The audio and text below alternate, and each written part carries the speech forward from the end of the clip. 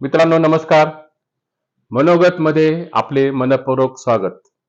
मित्रांनो, महाराष्ट्रात हिंदी भाषा सक्तीचा विषय गेल्या काही दिवसांपासून एकसारखा गाजत होता. मराठी माणसाच्या एकजुटीपुढे अखेर राज्यातील तिन्ही पक्षांच्या म्हणजे देवेंद्र फडणवीस सरकारला मराठी जनक्षोभापुढे अखेर गुडघे टेकावे लागले आणि हिंदी सक्तीचा शासन निर्णय हा फडणवीस सरकारने अखेर मागे घेतला. मुळात मुंबई महापालिकेची निवडणूक तोंडावर आहेत, त्यामुळे आपण जिवंत आहोत हे दाखवण्यासाठी मराठी अस्मितेचा मुद्दा पुढे करून ठाकरे बंधूंनी मराठी भाषेचा मुद्दा मुंबईमध्ये आणि महाराष्ट्रामध्ये हा चांगलाच तापवला. जसा ठाकरे बंधूंनी मराठी अस्मितेचा मुद्दा तापवला, अगदी त्याच धर्तीवर हिंदी भाषिकाच्या संदर्भात मुद्दा घेऊन भारतीय जनता पक्षाने मुंबई महापालिकेची निवडणूक डोळ्यासमोर ठेवून राजकीय स्वार्थ साधण्यासाठी हा अजेंडा भारतीय जनता पक्षाने या निवडणुकीसाठी वापरला. परंतु मुजोर असलेल्या देवेंद्र फडणवीस सरकारला मराठी माणसाची किंमत अखेर त्यांना कळून चुकली आणि त्यांना गुडघे टेकावे लागले. खरं तर ठाकरे बंधूंना मराठी माणूस आणि मराठी भाषा यांचं फार प्रेमाचा उबाळा आहेत, अशातला या ठिकाणी अजिबात भाग नाही. बाळासाहेब ठाकरे हयात असेपर्यंत मुंबईत मराठी माणसाला हा शिवसेनेचा आधार वाटायचा. मुंबईत मराठी माणसाला शिवसेना ही कैवारी वाटायची. त्यामुळे बाळासाहेब ठाकरेंची करिश्मा हा मराठी माणसावर त्याचं गारूड हे कायमस्वरूपी मागच्या काळामध्ये टिकून होतं. पण नंतर मात्र उद्धव ठाकरेंच्या काळात फार काही मराठी माणसांच्या घरावर ही कौलं चढवली गेली. किंबहुना मराठी माणसाला आधार वाटावा असं कुठलंही कारण या ठिकाणी उद्धव ठाकरेंच्या बाबतीत अजिबात मांडण्याचं कारण नाही. तसंच मनसे अध्यक्ष असलेल्या राज ठाकरेंच्या बाबतीत देखील हे अजिबात मांडण्याचं कारण नाही. मुंबईत शिवसेना आहे म्हणून मराठी माणूस उद्योगधंद्यामध्ये आर्थिकदृष्ट्या हा स्थिर स्थावर झालेला आहे. मुंबईत मराठी माणूस केवळ शिवसेनेच्या जोरावर जिवंत आहेत. हे जे खूळ किंबहुना हे जे नॅरेटिव्ह हे शिवसेनेने आणि मनसेने त्यांच्या प्रती महाराष्ट्रामध्ये मुंबईमध्ये हे रूढ केलेलं होतं, ते काही अंशी अजिबात सत्य असू शकत नाहीत. प्रथमतः हे खूळ, मराठी माणसाचं खूळ हे मनातून काढून टाका. मराठी माणूस होता म्हणून त्या मुद्द्यांवर ठाकरे कुटुंब मराठी माणसाच्या राजकारणावर गेल्या 25 वर्षापासून मुंबई महापालिकेवर सत्ता ही केवळ मराठी माणसाच्या जीवावर मिळवली आणि मराठी माणसाच्या जीवावर ठाकरे बंधू हे महापालिकेमध्ये जगते आहेत. हे वास्तव आहेत आणि हे वास्तव मात्र अगदी सूर्यप्रकाशा इतकं हे लख देखील आहेत. 106 हुतात्म्यांचे रक्त सांडून मराठी माणसाने खूप मोठा घनघोर संघर्ष हा मुंबईसह संयुक्त महाराष्ट्राच्या निर्मितीसाठी केला होता. त्यामुळे कुणीही यावं, आमच्या माय मराठीला बाजूला सारून हिंदी भाषेच्या टपल्या मारण्याचा प्रकार हा राज्यकर्त्यांनी या ठिकाणी करू नयेत. निदान देवेंद्र फडणवीस सरकारने तर हे पाप अजिबात करू नयेत. काल कुठेतरी सोशल मीडियावर एक पोस्ट वाचनात आली होती. ती पोस्ट अशी होती, महाराष्ट्रातील साधू संतांनी आपली माय मराठी ही भाषा टिकवली, ती समृद्ध केली. संतांनी टिकवलेली भाषा मात्र महाराष्ट्रातील पंत मात्र बुडवायला निघाले आहेत. 1ली ते 4थी पर्यंत हिंदी भाषेची सक्ती फडणवीस सरकार कशासाठी आणि का म्हणून करत आहेत, त्यामध्ये मात्र आपण त्याचा शोध तळाशी आणि मुळाशी जाऊन घेण्याचा प्रयत्न केला तर त्यामागे भाजपचं एक दीर्घकालीन असं षडयंत्र या ठिकाणी लपलंय. एक प्रकारे मराठी माणसावर हिंदी भाषेची सक्ती करणं म्हणजे आपल्या आईचं दूध पौष्टिक असताना, आपल्या आईचं दूध हे कसदार असताना आपण दुधाची पावडर का म्हणून घ्यावी, हा त्यातून अर्थ प्रतिध्वनित होतो. असा मुजोरपणा राजकीय फायद्यासाठी देवेंद्र फडणवीस हे मराठी मनाशी का खेळत होते आणि जनतेच्या माती हिंदी भाषा मारण्याचा प्रयत्न ते सातत्याने करत होते. परंतु महाराष्ट्रातील तमाम मराठी माणसांची एकजूट व मराठी नेत्यांच्या भक्कम अशा पाठबळामुळे, एकजुटीमुळे 235 एवढं आसुरी बहुमत असलेल्या महाराष्ट्रातील महायुती सरकारला अखेर मराठी माणसापुढे हे सपशेल गुडघे या ठिकाणी टेकवावे लागले. शासनाने काढलेले दोन्ही GR हे फडणवीस सरकारने मागे घेतले, म्हणून मराठी माणसांनी अजिबात या ठिकाणी हुरळून जाण्याचं काम नाही. फडणवीस हे अत्यंत धूर्त, कावेबाज आणि मुत्सद्दी राजकारणी राहिले. ज्या अर्थी हिंदी सक्तीचा GR हा देवेंद्र फडणवीस सरकारने मागे घेतला, किंबहुना तो GR मागे घेतला असला तरी देवेंद्र फडणवीस सरकारने मात्र नरेंद्र जाधव यांच्या अध्यक्षतेखाली समिती या ठिकाणी नेमली आहे. ज्या अर्थी एक पाऊल मागे घेऊन फडणवीस सरकारने समिती नेमली, त्या अर्थी त्यांनी समितीच्या आडून पाचर मारून ठेवलेली आहेत. हे कुठेतरी मराठी माणसांनी लक्षात घ्या. भाजपची जुनी खोड आहेत. खडा टाकून बघायचं आणि विरोध झाला तर मात्र सपशेल शेपूट गुंडाळून पळायचं. त्यात मुंबई ही महाराष्ट्राची आर्थिक राजधानी असल्याने मुंबई महाराष्ट्रामध्ये असणे ही भारतीय जनता पक्षाची मागच्या काळात हे मोठं दुखणं या ठिकाणी राहिलंय. ते मात्र भाजपच्या बाबतीत कधीच लपून राहिलेलं नाही. मुंबई महापालिकेवर आणि मुंबई शहरावर कब्जा मिळवण्यासाठी राजकारण करणे हा भाजपचा या निवडणुकीतील महत्त्वपूर्ण अजेंडा आहे. तो मात्र केंद्र सरकारच्या एक भाषा एक देश या मार्गाने नेण्याचा प्रयत्न हे भाजप करतंय, हे मात्र या ठिकाणी वेगळं सांगण्याची आवश्यकता नाही. नरेंद्र जाधव यांच्या अध्यक्षतेखाली समिती स्थापनेची घोषणा ही देवेंद्र फडणवीसांनी केली.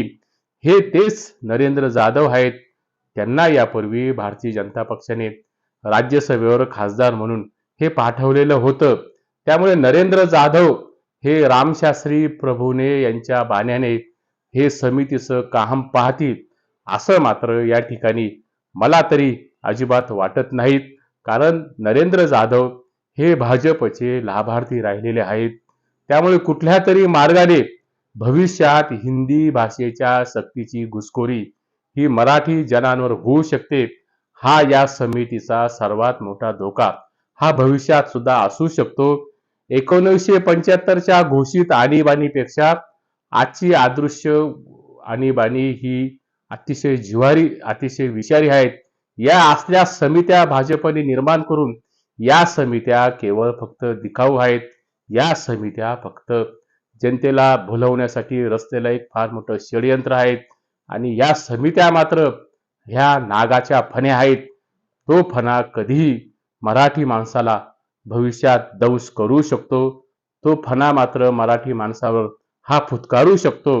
त्यामुळे दोन्ही GR हे सरकारने मागे घेतले म्हणून मराठी भाषेची लढाई आपण जिंकली. या आविर्भावात मराठी माणसाने अजिबात राहता कामा नये. ज्या अर्थी सरकार म्हणजे फडणवीस हे 2 पावले मागे आले, बॅकफुटला येतात, म्हणजे भाजपचा हिंदी सक्तीबाबतचा भविष्यात बी प्लॅन हा असू शकतो. हे कुठेतरी ध्यानात घ्या. उद्धव आणि राज ठाकरे हे बंधू हे मुंबई महापालिकेची निवडणूक डोळ्यासमोर ठेवून हे भाषेचं राजकारण करतायत असा आरोप हा भाजपवाले करतायत. परंतु ठाकरे बंधू जरी राजकारण करत असले तर ठाकरे बंधूंना राजकारण करू द्या. भाजपने देखील यापूर्वी अनेक घटनांमध्ये आपलं राजकीयकरण किंबहुना राजकारण हे केलेलं आहे. अलीकडे पहलगाम मधील झालेल्या शहीदांच्या हल्ल्याचं शहीदांच्या नावाने हे भाजपाने अतिशय सर्रासपणाने राजकारण केलं. 2019च्या लोकसभा निवडणुकीपूर्वी पुलवामामध्ये शहीदांच्या झालेल्या हत्येमध्ये त्या हल्ल्यातील घटनेचं भांडवल करून देशाच्या प्रधानमंत्र्यांनी हे सरळ लोकसभेच्या निवडणुकीत हे मते मागितलेली होती. हा इतिहास देखील आपल्याला ज्ञात असेल.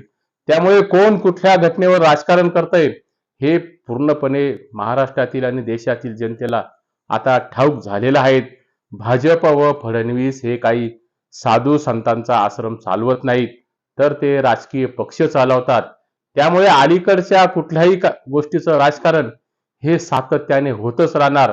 शेवटी मुंबई महापालिका ही भाजपच्या आणि शिवसेनेच्या दृष्टीने ही दुभती म्हैस आहेत.